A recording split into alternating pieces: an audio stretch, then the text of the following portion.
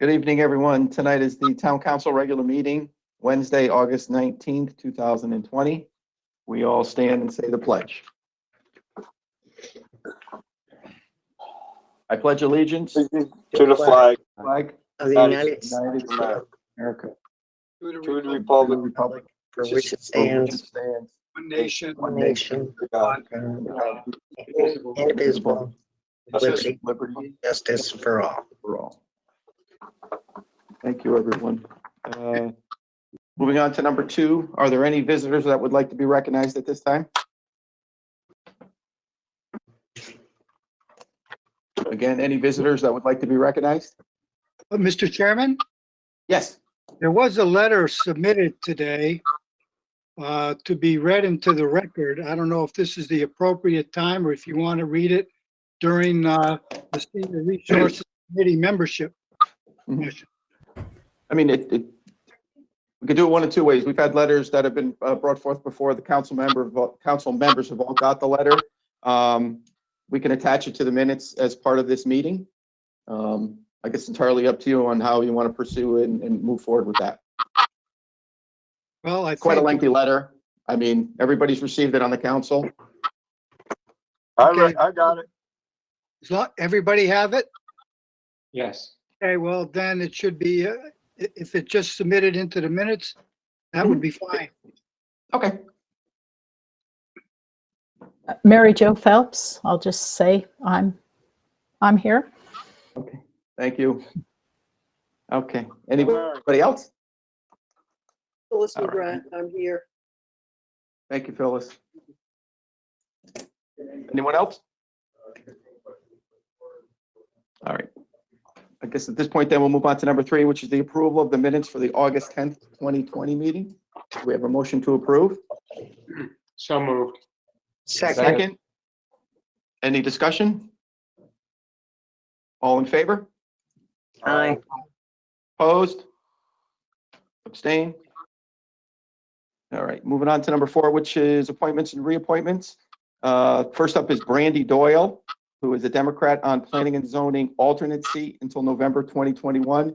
She'll be replacing Patrick Sheehan, who resigned his seat. So do we have a motion to appoint Brandy to that seat? I'll make the motion, Tim. Second? Second, Any discussion? All in favor? Aye. aye. Opposed? Abstain? Thank you. Next up is the Conservation Commitment appointment for a term until 6/30/2020. Mary Jo is on the call. Yeah, so it's not, Oh, it should be 21, shouldn't be 6, it should be 6/30/2021. okay. Is that Great. correct, Mary? Yes, Okay, yes. sorry. So Um, again, Conservation Commission appointment for a term until 6/30/2021. Mary Right. Jo, would you like to say anything? Well, I'd just like to say that conservation has been, of our natural resources has been an issue for me most of my life. And I really look forward to working with the other members of the commission. Thank you. Thank you. So at this point, motion to approve Mary Jo Phelps for the Conservation Commission appointment until the term of 6/30/2020. So moved. Second? Any discussion? Yes, Mr. Chair, I would just like to say that I did work with Mary Jo on charter revision. An excellent member, very comprehensive. And I know from now being involved with the inland wetlands, I do watch those meetings, and Mrs. Phelps is an excellent member. So this is a perfect fit for her. Thank you, Eric. Thank you. Thank you, Eric. Any other further discussion? All in favor? Aye. Aye.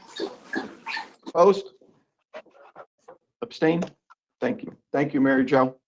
Thank you. Moving on to number 5, which is the Senior Resources Committee membership. Obviously, discussed this at the last meeting. Wanted to put together, obviously, everybody's gotten the charge that the committee will be undertaking. And at this point, we have received a total of 5 applications for people that are interested in being on that committee. So at this point, I will put forth the names, Elizabeth Goldstein, Phyllis McGrath, Michael Horniak, Shelby Aluleta, and Dolly Mazzetti. Those are the names that have been submitted. I look for a motion to appoint those individuals to this committee. I'd like to make that motion, Tim. Thank you, Tim. A second? Second, Mark. Any other further discussion? It's Christine Goupil. Are we going to continue to keep seats open? Is there a maximum number of seats that we would like on this committee? I think the last time that we spoke, we had discussed that 6 members was the discussion that we had. So yes, we'd obviously keep it open. And if there is another individual that would like to join on, obviously sooner rather than later, that's certainly that they can join in. Thank you. Anybody else? So all in favor? Aye. Opposed? Abstain? Thank you. And thank you for everybody that submitted their names. Mr. Chair, I know that we're expecting to get a report in December. Is there any way to ask for monthly updates from the committee? Sure. I know it's a lot of work and these are volunteers, but I think that would really serve us quite well. Okay. Christine Goupil, I assume they'll be submitting minutes and we can review their minutes. Yep. We could have those available at the monthly meeting once after they meet. So that's something that we can review as well. Anybody else? Okay, on to number 6, which is the Stanton House lease agreement. We have the suggested motion and the letter from the Stanton House. The contract between the Stanton House and the town of Clinton has expired. So everybody has a copy of that lease agreement that was presented to us. And the suggested motion is for the town of Clinton to authorize and direct the town manager to sign a 6-month lease with the Adams Stanton House, Inc. for an amount of $2,500. And what are the 6 months? Does it start as of June 30th or does it start as of today? It's by fiscal year, so it started on July 1st. July 1st, okay. Slated to expire December 26th. I'll make that motion, or was it made? We have a second? Second. Any other further discussion? All in favor? Aye. Opposed? Abstained? Thank you very much. We will move on to the Joel School Solar Power Purchase Agreement Amendment.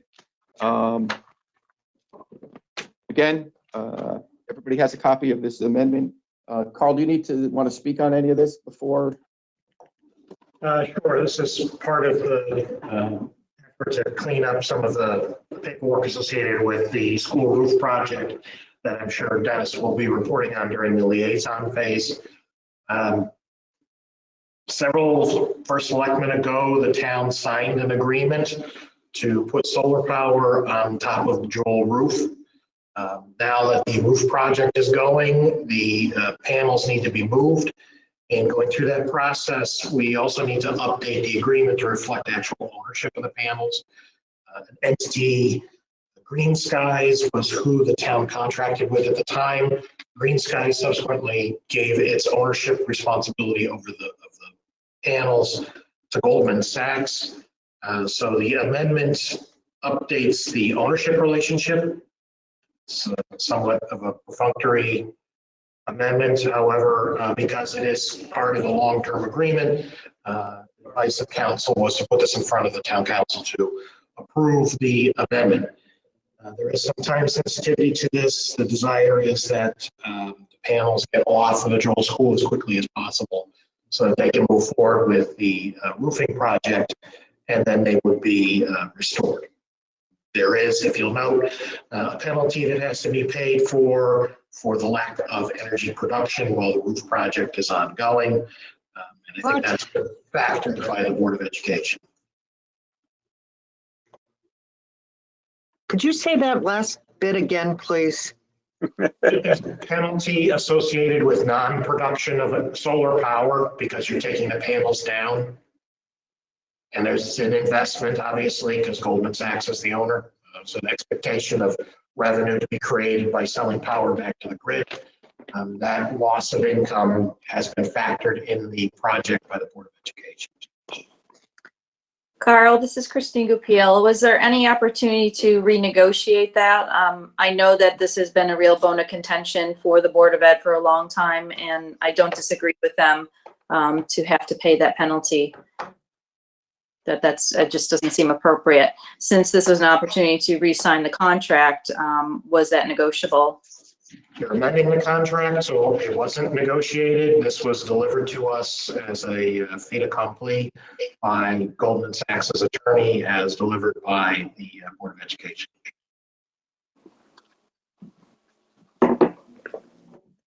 Anyone else? So at this point, Carl, you're just looking for a motion for us to approve the amendment and then give you the authority to execute the contract? That's all that's being sought now, so that the Board of Ed can get the panels off the roof of the school. Whether you should put panels on a 23-year-old roof at the time was a good idea is another matter for debate, but the roof project needs to move forward, and there's a desire to get it done or substantially complete before school starts. And this is the last linkage that needs to be addressed. So at this point, do we have a motion to approve the amendment and authorize the town manager to execute the contract? So moved. Is there a Tim. second? A second? I'll second. Any other further discussion? All in favor? Aye. Aye. Opposed? I'll abstain, Mr. Chairman, only because I'm on the roofing committee and Yep. I don't know, for whatever reason, it might be a conflict of interest, so I'll just stay out of it. Thank you, Dennis. Okay, so we're all good. Thank you. Next up is the pavement management program, sidewalk and curb ramp inventory and assessment. This is something that I think we discussed briefly at the last meeting. So maybe Carl, you can update us on this one. So at your last meeting, I gave this to you as part of my report. I was looking for direction from the council of your desire to move forward. There was a discussion that or desire that there be an assessment of the condition of sidewalks in town, not just an inventory. The Beta Group is the company that the town council approved back in December of last year to do a street assessment. In order to move forward with putting an assessment on the condition of sidewalks, there's a contract for $6,850. I was looking for direction that was in fact something the council wanted to do, because we'll have to identify funds and then have a transfer take place in order to put the cash in position to fund the work. During the course of this conversation at the last meeting was a review of complete streets, and I attached the complete streets policy that was adopted by the then Board of Selectmen in October of 2019. It's there for your reference. I still need what I needed last meeting, which is an interest that you want the funding to be in place so that we can identify a source of funds and set up a transfer for you. Thank you. So at this point, do we have a motion to move forward with this project? I'll make that motion. Tim. Is there a second? Is there any further discussion? Discussion, yeah. What is the necessity for this project? I don't understand why we would be looking to do this at this point. I mean, our infrastructure budget is pretty well designated for road repair, and we have to, I don't know, perhaps bridges, et cetera. I don't recall hearing anything from Public Works about the potential for increasing or enhancing sidewalks at least in the next fiscal year. So why would we do this at this point? If I can see doing it if we have an opportunity and the financial wherewithal to do something with the information. But if we're not prepared to act on what the current situation is, then what is the point of doing this? To me, it's just throwing $7,000 out the window because it's going to be a report filed on a shelf for the foreseeable future. The scope of work involves grading the sidewalks, much like the. Yeah, I understand. To do that, it would then raise an issue of dovetailing a source of funding in order to fix the lower graded sidewalks. So it gives you an assessment, and then it becomes a budgetary issue for discussion each January. I get Well, that. This is Tim.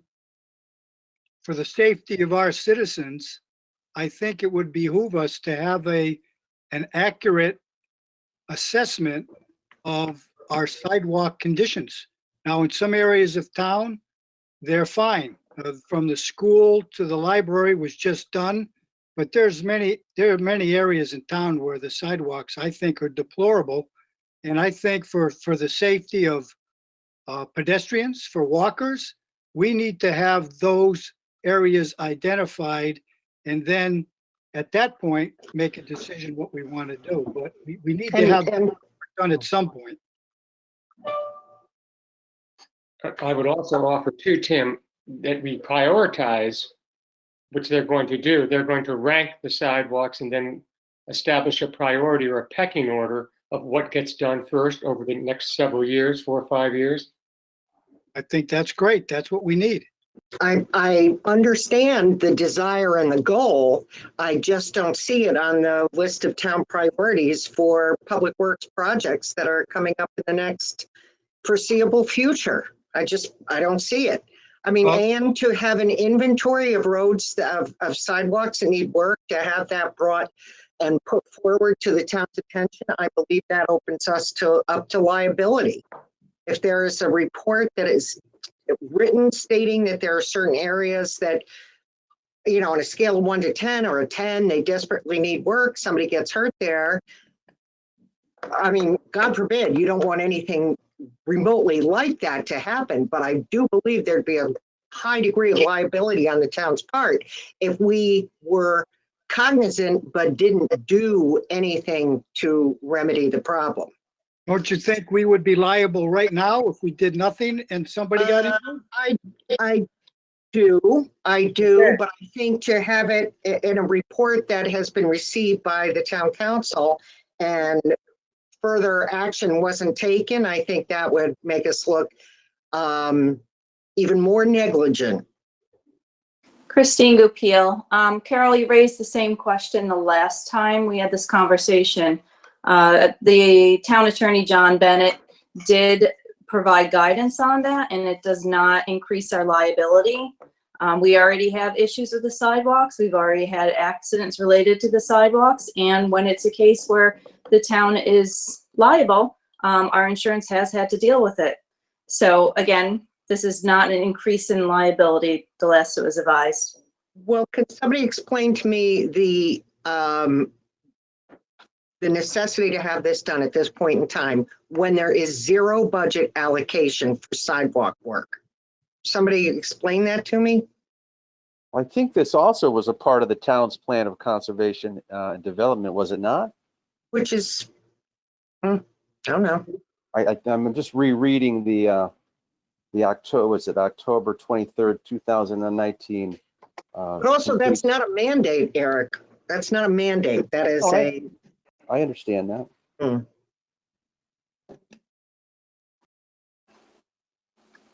right, can we call the motion, please?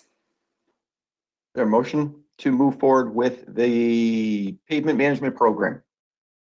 I'll make that motion. At a cost of $6,850. Would you add that into the motion, please? At a I cost believe of the motion was $6,000. already made. I'll make the friendly amendment. I, We have a second? I'll second it. Any other further discussion? All in favor? Aye. Aye. Opposed? Aye. Abstain? Thank you. All right, next we'll move on to number 9, which is, again, what's something we discussed at the last meeting, which was the Board of Education non-lapsing account and whether or not as a town we would like to set up this account. So at this point, we're looking for, guidance on what we want to do here, whether there be a motion to set up the non-lapsing account or just move on from it. So anybody like to start or have any suggestions about what we'd like to do here? I'd like to make a motion to set up that account. Is there a second? I'll second. Any further discussion? Yeah, if I may, I would not feel like this is a move that's in the best interest of the town at this point. I recall the arguments or the discussion that Carl gave us, that the town council would determine the level of funding that would go into that account, and the town council would have a say in what came out of that account. And yet, to me, the Board of Education is provided a very lush budget that covers their requests and then gets capital funds on top of that. And they have the capacity, clearly they should not be budgeting beyond their needs. So if there is a balance at the end of the year, it is something that went over and above what their budget said they needed. So my feeling is that it belongs back in the general fund for the use of taxpayer projects rather than something that is specifically geared towards the Board of Education. I feel it belongs back with the taxpayers if it was overfunded. Any other discussion?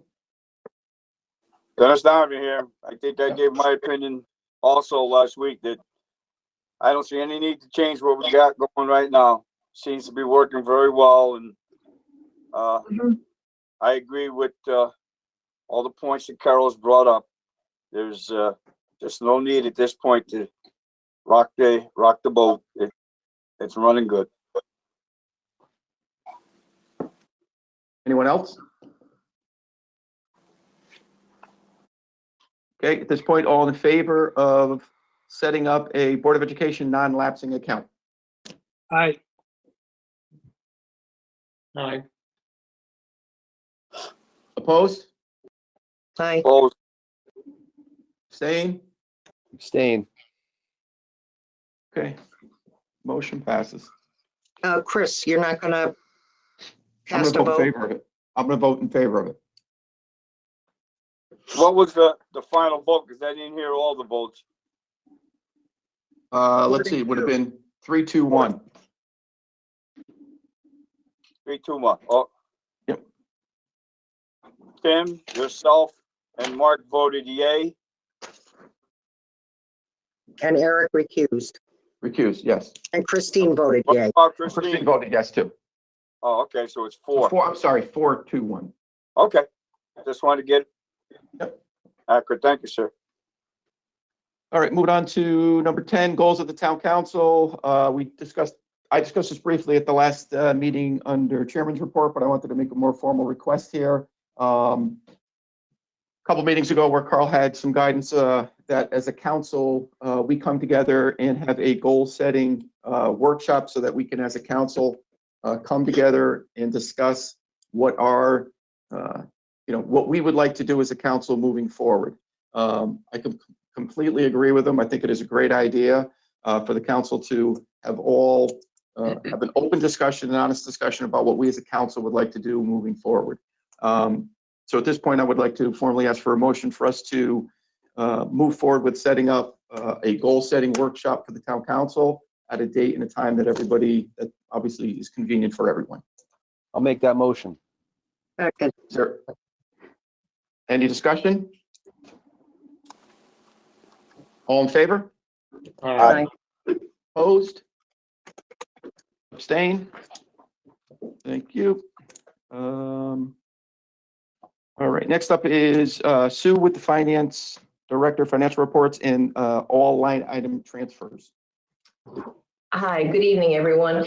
So- First of all, just get a quick overview of fiscal year 20 that we're closing out now. There's been no significant changes, what's been previously reported.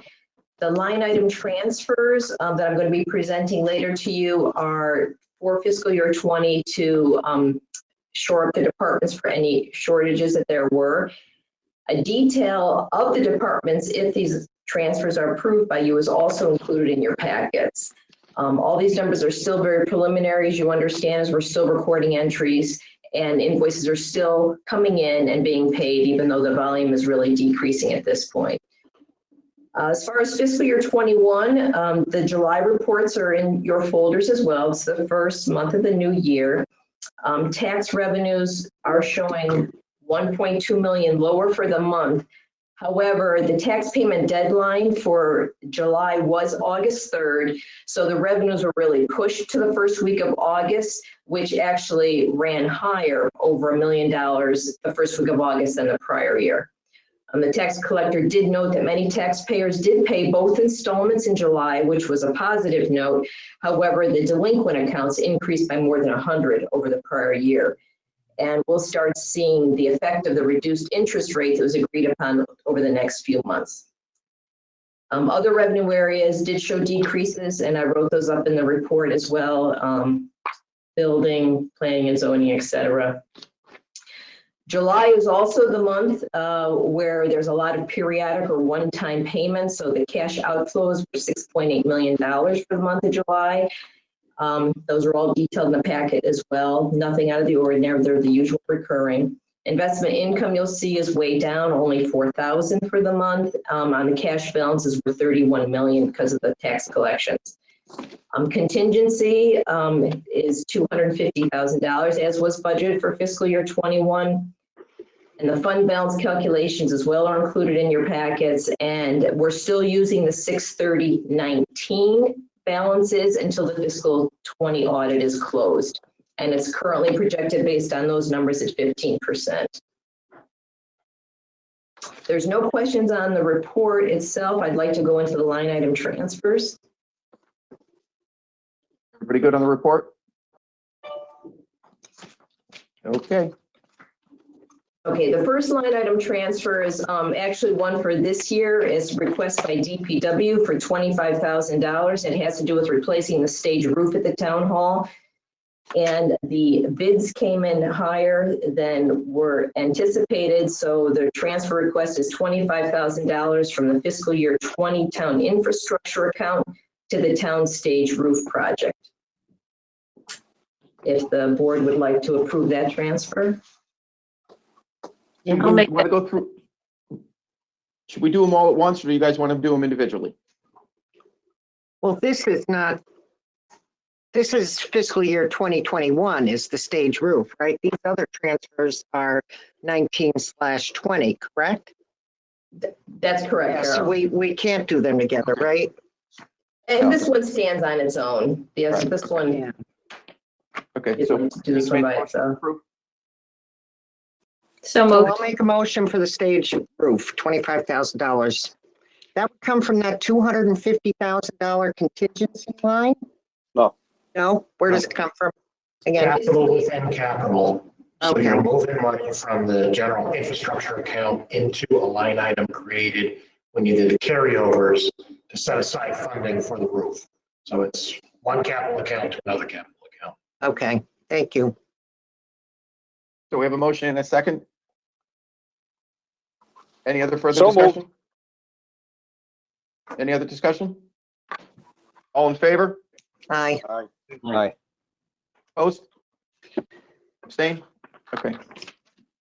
Okay, the other transfers for fiscal year 20, at this point, I put them all together. I didn't write them out on the request form, just really to save myself some time.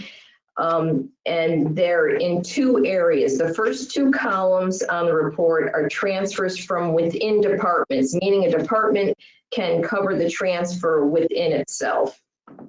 Those are the first two columns, and those total transfers total to $183,000. And they're due to planning and zoning. Professional fees are being transferred from the professional fees line to be covered by the salaries line, other general government. What page are you looking at, Sue? What page are you talking about right It now? looks like this. Where are you? And- Oh, Okay, it looks like this. right. But okay, the last page of this report. It's 9 of 9 then, page Yeah, 9 this of will show 9. you the total. Okay, Okay, so the first two columns total to 183,000. And you'll see that I have where the transfers are coming from and where they're going to. So now you can just go through the report and within each department, see where I'm requesting a transfer from the line item and to. The first two columns are transfers within a department, right. which is the ones I just started to speak to. The next two columns are departments that needed transfers out from outside their department. Okay, I'm confused because I've never seen this form written this way before. And okay, I'm just looking at page 1. Within department recommended transfers, I can see the cross to and from for $1,167. And then the second box with the $24,877. Okay, where does that go and that? Okay, I'll do that as an example. The town manager budget, I'm saying that we need to cover the automobile allowance by $1,167. Mm-hmm.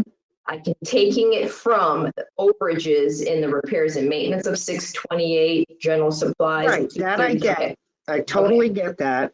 And that's what I'm talking, those are the first Correct. transfers Yep, that I'm speaking to. got that. Okay, so that's all. So these are the first ones that I'm reviewing right now. Okay. But tell me about this $24,877 in the box next to that.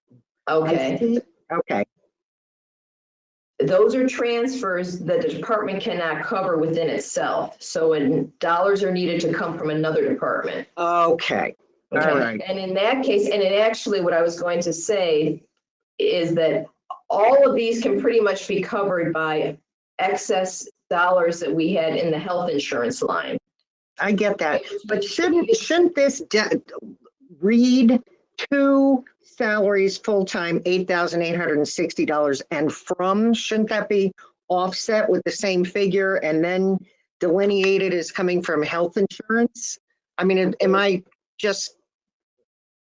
The from would be on Total health. shortage for the town manager column would be approximately $26,000. Is that the bottom line here? So if you go to the health insurance line in that department budget, it's on page 9, and you'll see that I was able to transfer $56,516.71 to cover the overages in the town manager, assessor, building, communications, human service, heavy equipment lease. Yeah, I think it's the formatting. The formatting of this report is hard to follow. I sort of agree with you, Carol. I'm having a, Yeah, Thank I you, hear you. Dennis. Thank Yeah, you. I'm used to like what you said before. Yeah, You had a transfer and then you showed exactly right next to it what department is from to cover that transfer. I can redo this if you like.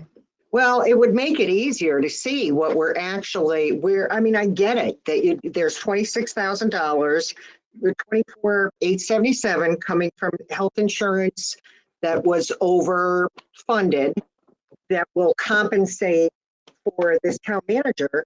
But the way this is written, it doesn't show that the town manager account is actually $26,000 short. You see what I'm saying?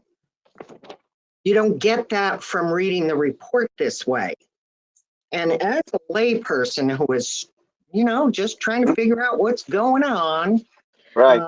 Well, I will tell you that all the department transfers are coming from health insurance, with the exception of related departments like the police and DPW. They're covering Yeah. charges. It would be, if that first box, I'm just using it because it's easy. If it showed salaries full-time as short $8,860 and then showing from health insurance $8,860, then it would be very clear. But we're not showing the deficit here, the way this is written. Anyway. I like that, Mary. I like that, Carol. You're right. I like it that way. Thank you. Dennis, as someone who has finance commission experience, you know what I'm talking about, right? Oh, absolutely. I looked at it myself and I was scratching my head saying, well, Me too, let's trying go to from figure this out. page back to this, back page, 2 pages, back this. Yeah, thank It's- you. Yep. Yeah, but- Yeah, it's not the way we're used to seeing it, Sue, that's all. And it would be nice to see, the debit and the credit line to line, number to number. Okay. All right. Would you be willing to review the within department transfers and look at those? You mean the minutia? No, the first 2 columns, because it's clearly showing there where the two. It's not that I'm going to argue with the bottom line, with the figures that you have come up with. I'm trusting that it's accurate and that it's your numbers are correct and that this is the bottom line of what needs to be done at this point to close out the books and end the fiscal year. I'm not arguing with that at all. I just like to know how short the police department came up, how short any department came up, or how over what department may have been overfunded, so that we have this knowledge for the coming year. I Yeah. did I look actually. at these things as the next budget year comes up. I look at these to see Right. if there was, overfunding in particular areas. So I like to see when something's coming from somewhere and going somewhere else, what the correlation is. I So- did. If we're just looking, as far as the numbers go, we're looking here for the We're council. just looking for a transfer We tonight. look at the numbers, we go through the numbers. As far as the document, as far as what we'd like to see, what we'd like included, I think we can speak to that and work on that down the road. But as far as what we're doing and trying to do here tonight, let's just go through the numbers. If we can agree to the fact of the transfers, we're all agreeing on numbers. It's just actually what it seems to be is the format of the document. I think we can move forward with that. You want to just finish up, Sue, and just kind of go through it, just so at least people can, understand the Yeah, I was- numbers, and I was again, going format to- we can figure out down the road. Yeah, I was going to say, so the first 2 columns, what I was trying to say are the ones that were within the department. So you can see the from and the tos in each department. Right. Yeah, Okay. those are nice and easy. Okay, the ones that have to be transfers outside the department is all the savings in the health insurance are used to cover shortfalls of the town manager budget of 25, the assessor of 5, the building department of 4.9, and human service and communications. The only other departments, $24,000 is being proposed to be transferred from the police budget to cover the remaining shortfalls in communications. And the $3,000 shortfall in Watson maintenance is being covered by Public Works. The total of all those transfers outside the departments is $83,000. I did also give you this sheet, which is just an expanded version of the one that you're looking at, and it has the final, if you approve these transfers, what all the budgets were before the transfers and the ones after the transfers. So that may help you as well.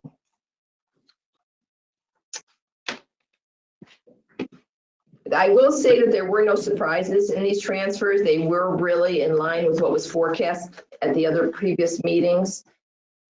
They really were, they pretty much were right on from what had been previously been reported. I'll make a motion to approve the line item transfers for fiscal year 20, year ending. Second that. Shouldn't there be figures named? Totaling, I think so.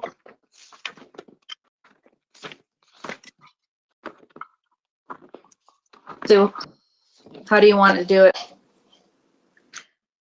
Total amount? There should be figures. mhm. I Line can do item it as transfers a form as submitted, or you have to do each and every line item.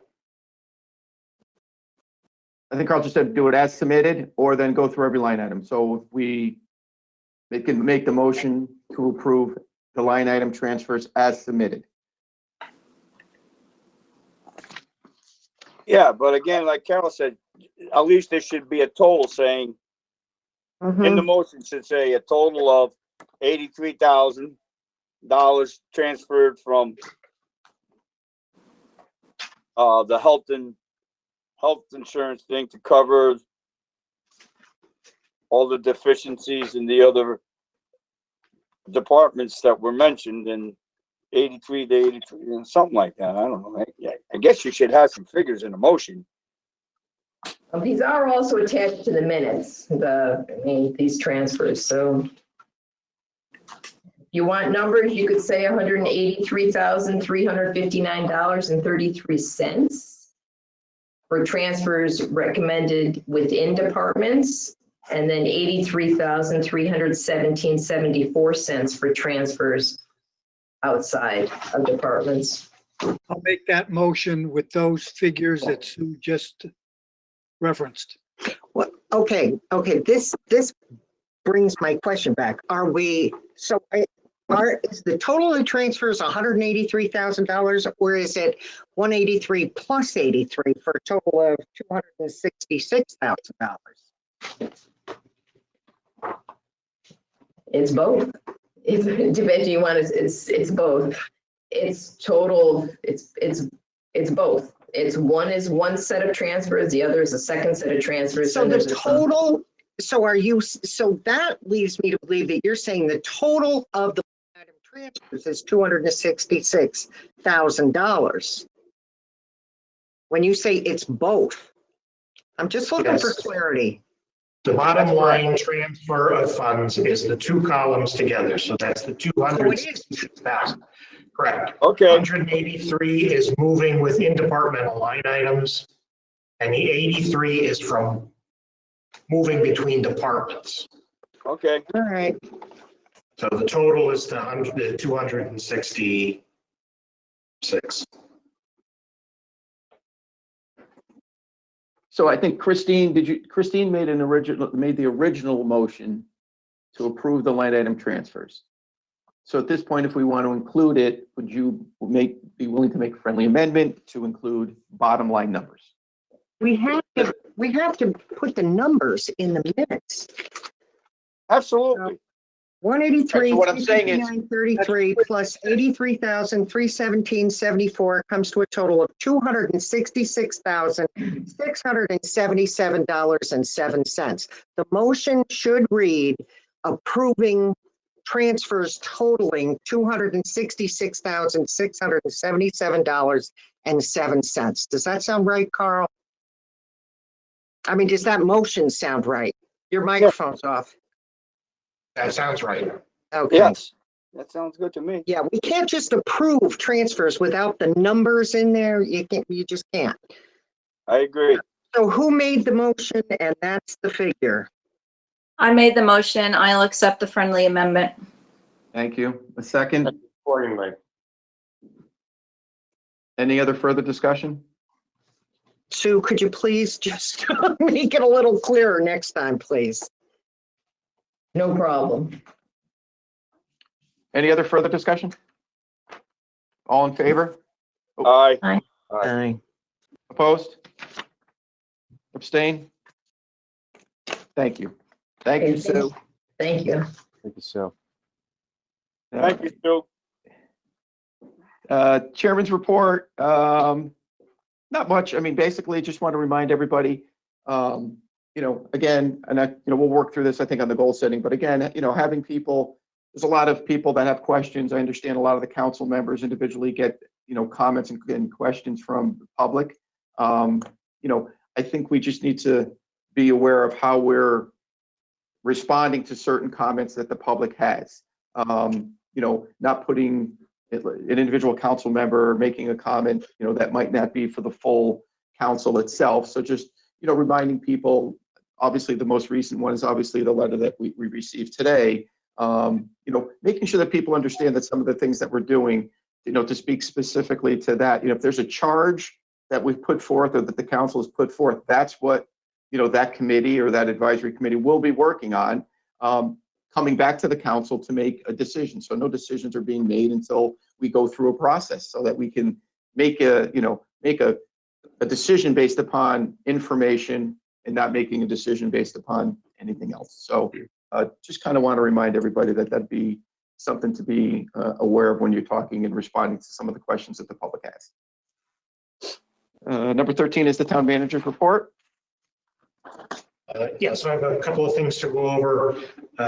First, and I'm sure you're aware in the media that the absentee ballot processing for November, it has a liability that gets kicked over to the municipalities. So right now we're trying to quantify what the fiscal impact of the town is for the November election. That will have to be a transfer that will have to go into the town clerk's office to handle the processing of the absentees, because the process for November is going to be different than it was for the primary. And the state is not fulfilling the same rules that it did during the primary process. Attached to the report was correspondence that came in from the Commissioner of the Department of Energy and Environmental Protection, looking for municipalities to be part of a municipal waste reduction dialogue. My intention was to make the town a part of that, if I don't hear otherwise from the council. 32 towns have, as of this afternoon, have signed up to be part of that process, including some of our neighbors like Madison and Old Saybrook. So I would join Clinton to that process. Carl? Yes. It's Christine Gurpiel. I mean, it's kind of a rhetorical question. Do we even have any other options at this point? This is a forum for discussions, so it's really to hash out what the next level of state policy is going to be relative to solid waste management. And the ideas, there is no investment going into the trash to energy plant in Hartford, which is where our waste goes.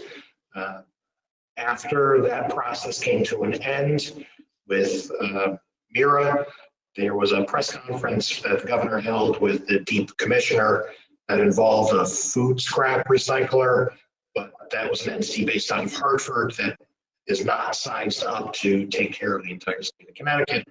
But I think it's an example of the discussion that DEEP wants to have for how the towns are going to manage their waste.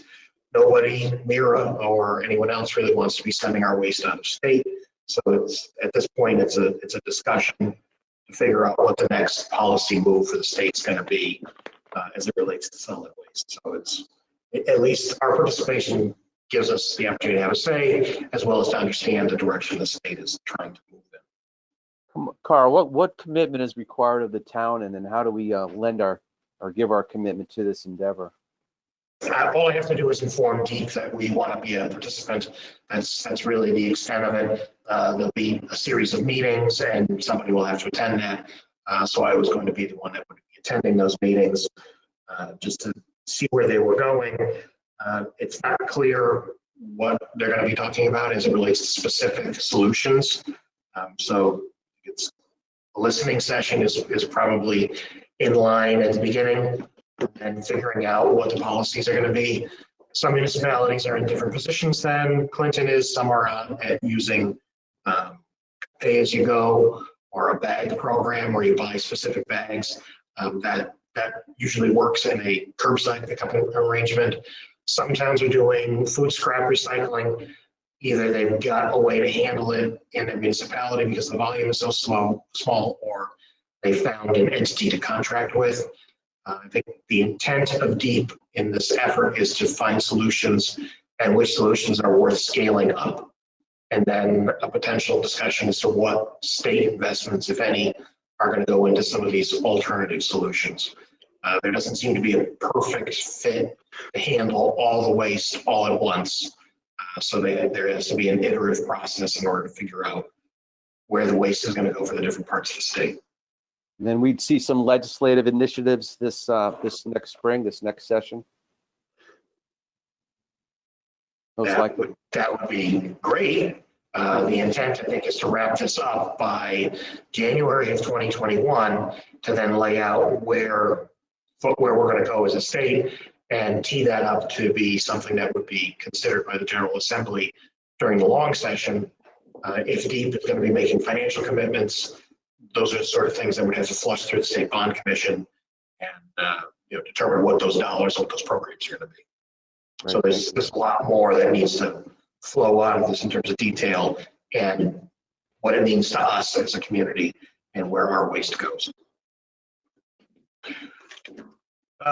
Bids, you had a transfer tonight on the stage roof was one of the bids that we issued and opened recently. We also issued and opened a bid on the dump truck that was in the budget. You'll recall that was a medium-sized dump truck. We budgeted $110,000. The bid came in at a little shy of 106, so that came in on budget. Paving, we also issued a bid for road paving and what the road work is going to be. So we have a vendor, the low responsible bidder is Tilcon. We'll be working with the unit pricing that we received in order to lay out what the paving plan is going to be for this fall, and then what work we'll do in the spring for road maintenance. And once that's known, we'll be sharing that with the council and with the public. Carl, it's Christine Goupil. I've been hearing a lot from the community on what's happening on Glenwood, and I don't know if there's some way we can get some better communication about the road work there, and if is there any anticipated, I guess, digging up the road again? It seems like this has gone on longer than I think most of the people in the community over there has anticipated, and I know with school starting, that could be problematic. You would have thought the opportunity to do a street project when schools on a school road would have been done when schools were out. That does not seem to be the case. So that's partly a dialogue between Connecticut Water and their contractor. And then that turns into a conversation with us for what road restoration is going to look like. The expectation that we articulated was either curb to curb, if that's where the disturbance is, or from the yellow line to the curb to reflect what the disturbance was. The contractor has been trying to figure out his path forward for how he's going to do both the line and then the laterals that go out. So I know the water company is in conversation with the contractor at present regarding their engagement, and then that will translate into a conversation between the water company and us for what that road restoration is going to look like. So it's in process at this point in time. I think separate and distinct from the road projects that we're talking about with what we just bid out. Yeah, I'm just bringing it up because I know a lot of people in the community, so many people are working from home right now, and it has been very disruptive to them, having the amount of noise and the shaking of their homes. So, in your communication, if you could just let them know and be cognizant of the disruption it's creating in the community and the businesses up on Glenwood as well. Yeah, I think the water company gets it, whether it's, and that's why it's a conversation between them and their chosen contractor. I also received an email earlier this week from DEEP on their intention to do some commercial harvesting within the Cacaponic State Forest area. So this will be bringing in an entity to remove trees that would then be sold for lumber. So it goes back to a plan that Apparently was presented to the Clinton Conservation Commission back in 2011.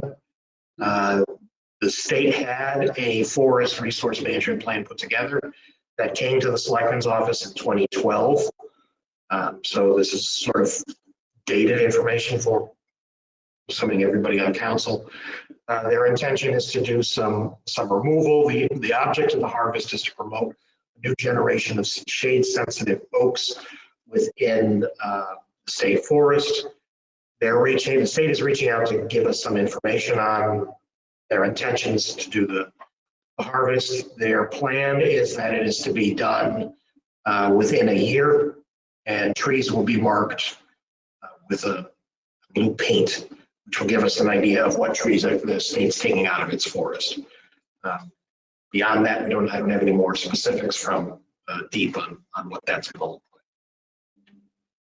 like. Going forward, looking forward to your next meeting. I've reported before that the governor's executive orders will all expire on September 9th. Your next meeting is prior to September 9th, so that would be a decision as to how you want to proceed with having a meeting, whether you want to go back to meeting in person or use the second as the last opportunity for a virtual meeting. The executive order that allowed for amending to the Freedom of Information that allowed for this forum to take place in September will go away. So the expectation would be there'll still be some sort of sensitivity for social distancing. If you want to meet in person on the second, we'll need to figure out configuring the room in order to make sure that there's an opportunity for us to meet in person instead of through this forum, and make sure that we're 6 feet apart, and public would also be 6 feet apart. So if I don't hear otherwise, we'll plan the meeting on the second to be a live in-person meeting, and that's also a morning meeting. Anybody have a comment on that? I might just throw out right now, I would prefer the next meeting to continue in Zoom, and maybe Public Works or the custodians through Public Works could make an assessment of the space and make sure that we are able to do the social distancing plus a area that would be allocated to the public. I would agree. Well, can I At this throw point, my 2 cents in? I would not be comfortable. Go ahead, Tim. At this point, I still would not be comfortable going to in-person meeting. I think this forum, we should continue until there is clear evidence that there would be no harm to any individual. I don't think you're going to have a choice after September 9th. The authority that creates the ability to have this forum goes away, and the General Assembly will not meet at that point in time to pass a governor's bill that would allow for this kind of forum to continue. So it's really, the second is a virtual meeting or it's an in-person meeting, but the next meeting in September after the 9th will have to be an in-person meeting. That's just the way of the executive orders and how the federal declaration of the pandemic and health emergency works. The governor doesn't have the authority to continue giving this as a vehicle after September 9th. Anybody else? Well, I'll just add my 2 cents. Like I said, I've been to a couple of police commission meetings down in their conference room at the police station, which is quite smaller than our Rose Room or Green Room. And they sit the 5 commissioners, the chief, 2 captains, with equal distancing, social distancing. And there's an area at the far end of the room for the public to sit there. Of course, not much of the public shows up, maybe about 4 or 5 of us. So it's easy. But I would feel comfortable going back to the Rose Room. I think there's enough room in there to spread it. And I agree. I mean, if we're going to do it we're going to do it 2 weeks later on the 16th of September. why are we like stalling the inevitable? We might as well just go ahead and do it on the second. I would make this one offer. I don't know, Carl, if this is possible, to help out a little bit. I could see the 7 council members plus Mary being there live in the room on the second. And we could still, I think, afford the public, if they wanted to join that meeting, that they could do it by Zoom through the telephone or whatever, and access us that way. If you wanted to, you know, keep the public out for another week, Timmy, for distancing. I mean, I don't know, but in as much as what Carl said, that we'll do it 2 weeks later, it seems to me like the second's just as good as the 16th. And you know what? Town hall is open to the public. The public is coming in and wearing masks and keeping their hands clean. And I mean, we're all going to supermarkets. We're all living essentially normal lives, observing cleanliness standards. I really don't see the need to virtual one more meeting. I really don't. We also have the auditorium at Town Hall that we can utilize. That's true.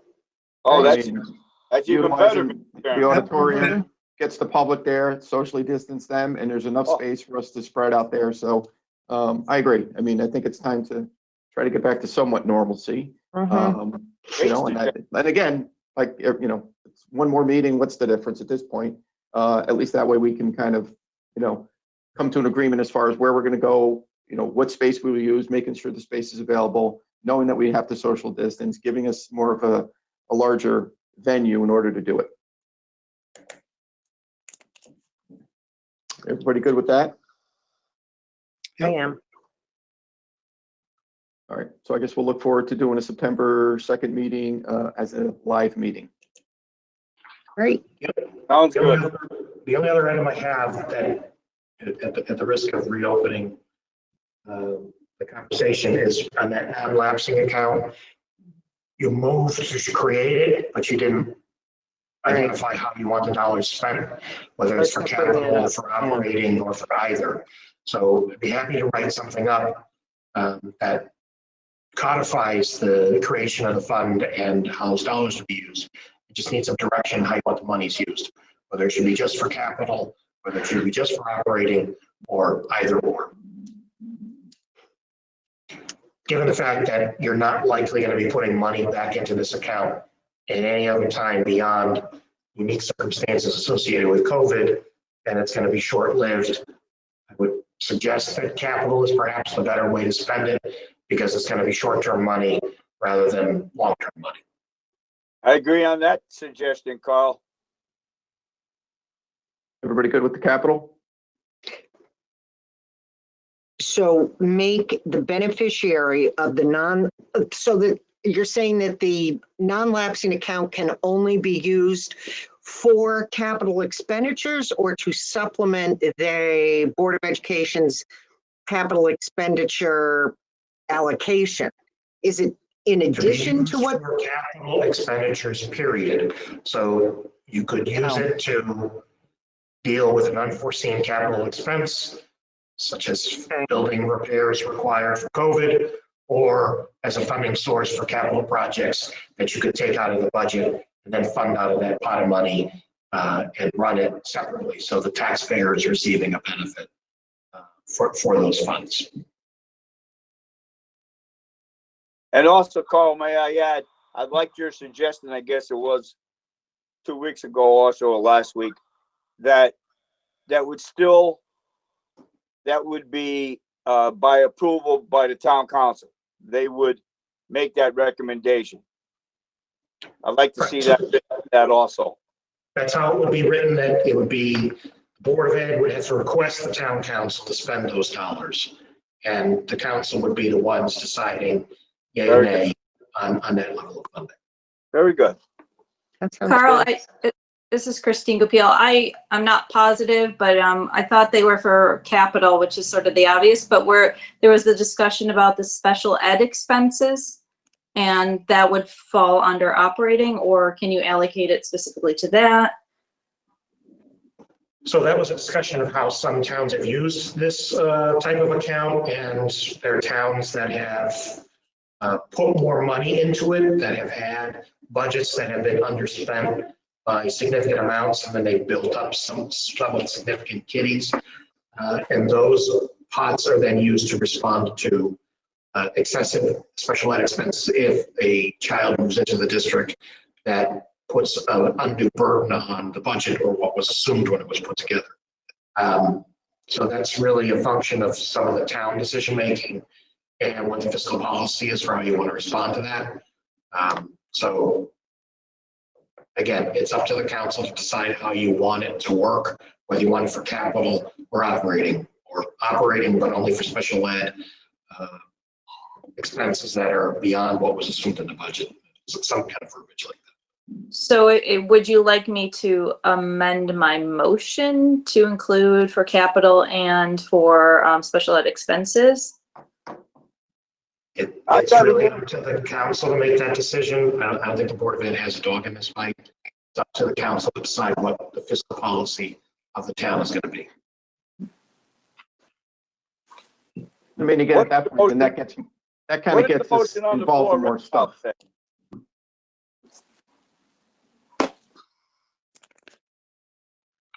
I didn't get that last piece out of Dennis. I said, what is the motion? Do we have, Christine said she amends her motion. What motion?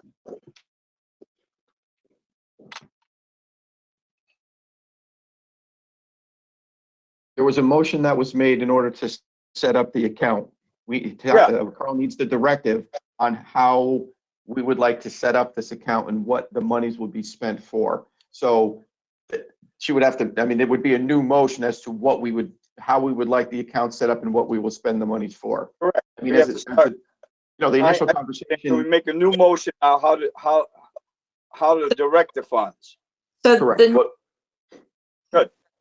the new motion would be to direct the funds to capital expenses and then the unanticipated special education expenses.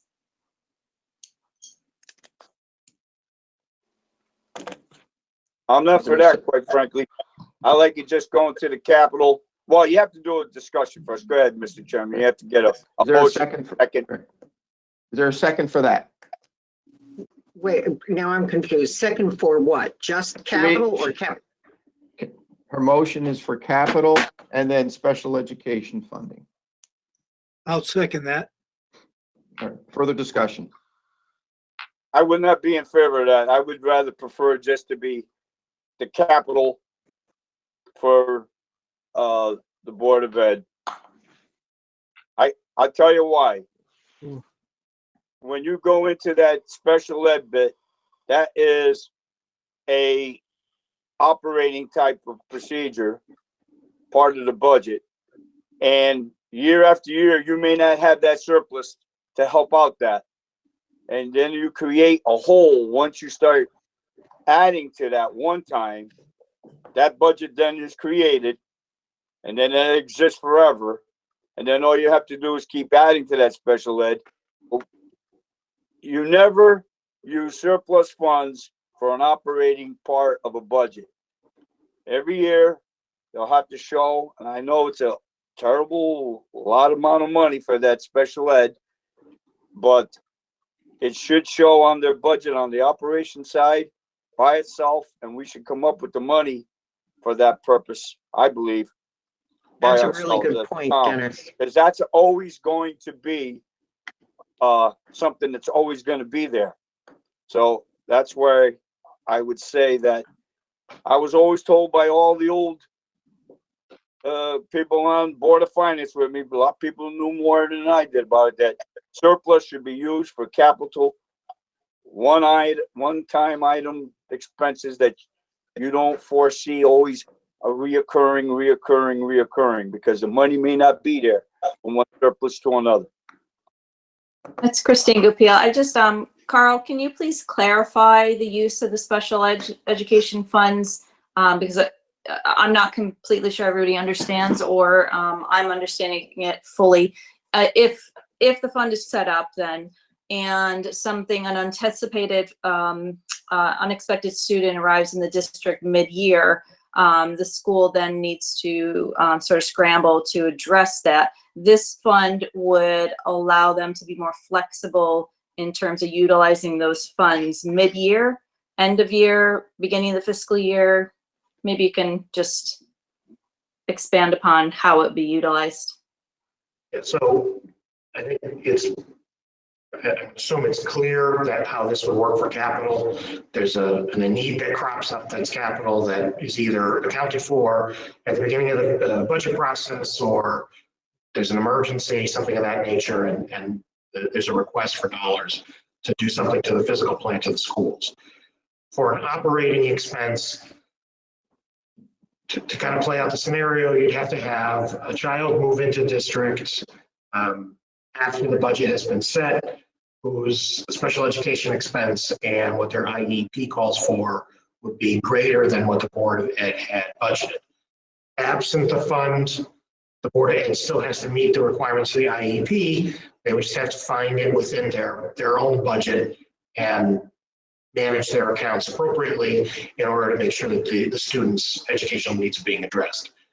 The ability to have the fund as a relief valve would be to utilize those dollars to assist in the beginning, middle of the fiscal year to cover the costs for that child through till the next budget, in which case it would then become part of the base of what their special ed expense would become going into the next fiscal year for that child being a student of Clinton, and the needs of their IEP is then accounted for properly at the beginning of the fiscal year rather than a midstream adjustment.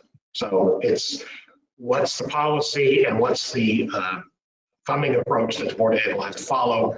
Without it, the Board of Ed would have to find the resources within their fund or within their own operating budget and make adjustments as appropriate, or there's a relief valve that could provide a degree of funding to carry that child through the school year until it gets wrapped into the next budget. Well, that makes it a little bit easier and a little bit clearer. Thank you, Carl. So you're saying unexpected special ed, something comes up unexpectedly, like you just said, maybe 2 or 3 individuals get moved into our district, and now we're really scrambling for money at the Board of Ed to at least take care of the year that is ending. Is that my understanding? It's more when the child becomes a student of the Clinton School District. Yeah. There's an agreed upon plan for how that child's education is to be handled.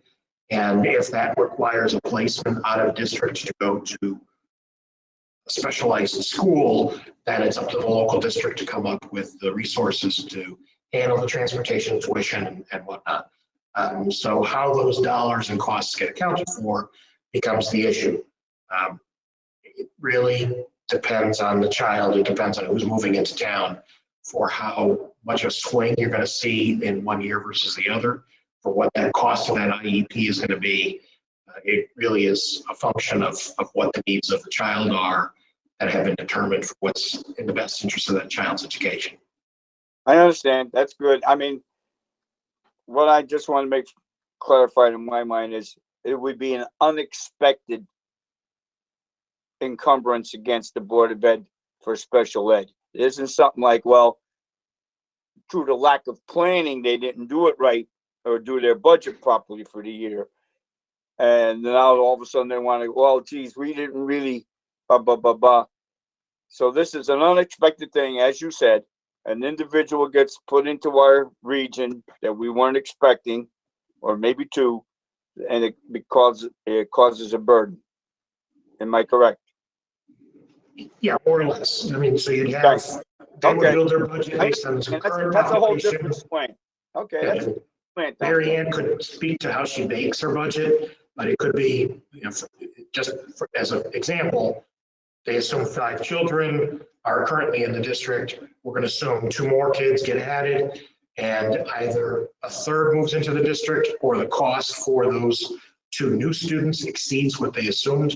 because the individual needs are greater than how they crafted the budget when they first put it together because of the distance for outplacements or the expense associated with aids to help an individual child. So it could be within the population of what they assumed, but the cost is higher than what was budgeted, or it could be a higher number of children than what they assumed. I could live with that. I guess I wouldn't feel too bad, Mr. Chairman, with those two, the capital and And again, when all this stuff happens, they still have to come back to the council. So it'd be a Correct. discussion we have as council Yeah. members.